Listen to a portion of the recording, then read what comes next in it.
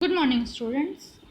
हम लोगों ने पिछले क्लास में पढ़ा था अव्यय यानी अविकारी शब्द, जिसमें विकार उत्पन्न न हो उसे अविकारी शब्द कहते हैं, है ना।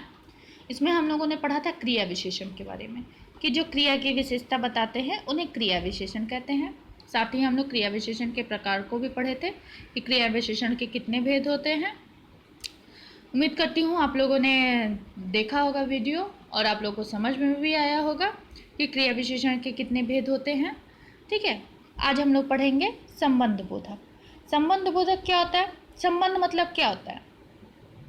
संबंध मतलब होता है ना रिलेशन बताना, मतलब इसका उससे क्या संबंध है, ये कैसे जानता है। ठीक है, तो वही संबंध बोधक कहलाता है।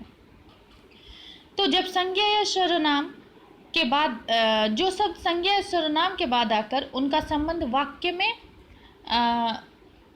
आने वाले दूसरे संज्ञा या सर्वनाम शब्द से बताते हैं, वह संबंध बोधक कहलाते हैं।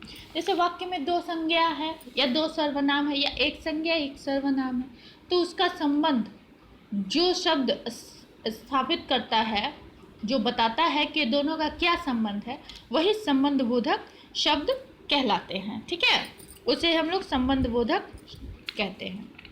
जैसे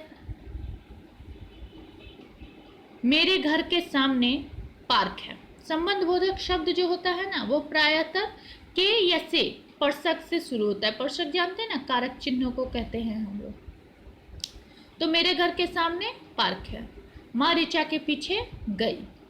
तो माँ किसके पीछे गई? ऋचा के पीछे। तो ये ऋचा और माँ का संबंध स्थापित हुआ।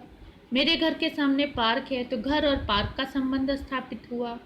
सुधीर मित्रों के साथ घूमने गया, यहाँ सुधीर और मित्र के का संबंध स्थापित हुआ। मनु अस्वस्थ होने के कारण खेलने नहीं गया। ठीक है, तो मनु का खेलने नहीं जाने का संबंध स्थापित हुआ कि वह स्वस्थ है, इसके लिए वो नहीं गया।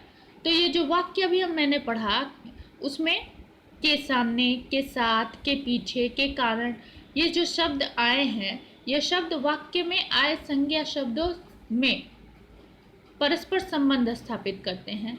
ये जो शब्द हैं वह संज्ञा शब्दों के आपस में संबंध को स्थापित करते हैं, इसीलिए इन्हें संबंध बोधक कहते हैं।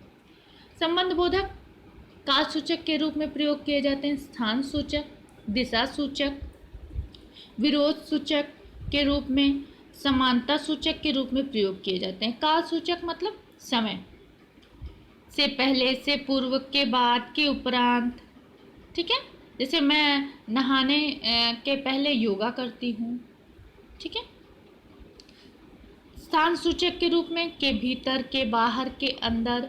ऐसे दिशा सूचक के पास, से दूर, के नज़दीक, के चारों ओर, के समीप। विरोध सूचक के रूप में के विपरीत, के प्रतिकूल, के विरुद्ध। समानता सूचक के रूप में के समान, के जैसे, के बराबर, की तरह। इस तरह के शब्दों का प्रयोग हम लोग संबंध बोधक के अव्यय के रूप में करते हैं। ठीक है। दूसरा समुच्चय बोधक या योजक चिन्ह इसे कहते हैं। समुच्चय बोधक क्या होता है? ये अव्यय वाक्य में दो पदों, पदबंधों या उपवाक्यों को जोड़ते हैं। इन वाक्यों में जैसे देखिए, राम, मोहन और गीता सहपाठी हैं, तो यहाँ राम, मोहन, गीता, इन सब के बीच में संबंध स्थापित हो रहा है ना। इन सब चीज़ों को जोड़ा जा रहा है। कैसे जोड़ा जा रहा है? और से। रमेश का भाई और गीता का भाई दोनों एक ही कक्षा में पढ़ते हैं। मैंने कहा कि मैं यह काम नहीं करूँगा। ठीक है, तो जो शब्द दो पदों या पदबंधों को जोड़ते हैं वह समुच्चय बोधक शब्द कहलाते हैं। ठीक है, इन वाक्यों में और तथा, की पदों, पदबंधों तथा वाक्यों को जोड़ने का कार्य कर रहा है। जो अभी हम लोगों ने पढ़ा, इसमें क्या और की क्या कर रहा है? दो पदों या दो पदबंधों को जोड़ने का कार्य कर रहा है ना, इसीलिए ये समुच्चय बोधक अव्यय कहलाते हैं।